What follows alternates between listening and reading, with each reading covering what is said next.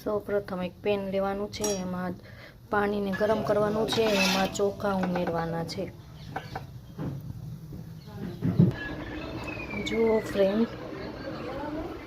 Friend આ ઉકળવા માંડ્યું છે, અંદર આવી રીતે ભાત બફાવા માંડ્યા છે અને પાણી થોડુંક છે।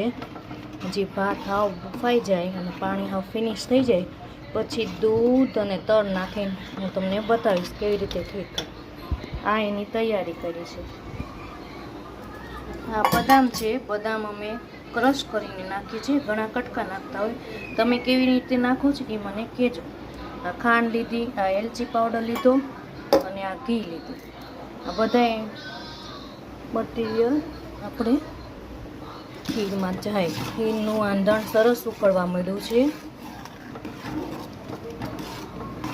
મારા બાળકોને ખીર બહુ જ ભાવે છે, અઠવાડિયામાં 2-3 વાર તો ખીર ટેસ્ટ કરાવીએ છીએ। ઘણા બાફીને ચોખા નાખતા હોય, એની કરતાં આવી રીતે એકવાર ખીર બનાવીને જોજો। જુઓ ફ્રેન્ડ આ સરસ મજાનું આંધણ ઉકળી ગયું છે। હવે ગેસ આપણે ધીમો પાડી દઈએ। આ 2 લીટર દૂધની તર છે, અમે તર પણ નાખીએ છીએ, એકવાર ટ્રાય કરજો તરવાળી ખીર કેવી સ્વાદિષ્ટ લાગે છે। આ તર નાખ્યું છે, 2 લીટર દૂધનું તર છે ને બરોબર મિક્સ કરી દેવાની છે અને હવે તેમાં દૂધ એડ કરશું। દૂધમાં જ પકવવાની રહેશે ખીર, આટલું દૂધ નાખવાનું રહેશે એટલે ખીર એકદમ સ્વાદિષ્ટ થાય, પાણી બધું જ બળી જાય અને આ દૂધમાં હજી આ ચોખા ઉકળશે। હજી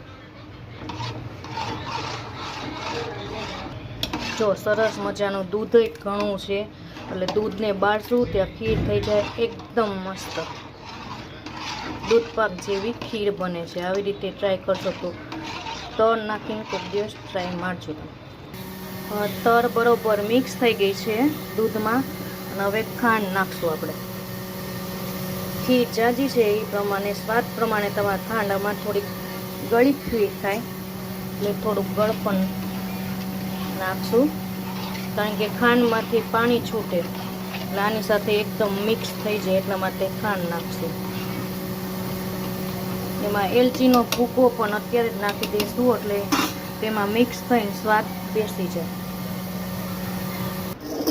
જો સરસ મજાની થિકનેસ આવી ગઈ છે, આને સતત હલાવવું પડે કારણ કે દૂધ સરસ રાખે એટલા માટે એને હલાવવું જ પડે। 2 સ્પૂન આપણે ઘી એડ કરશું। ઉકળવામાં ઘી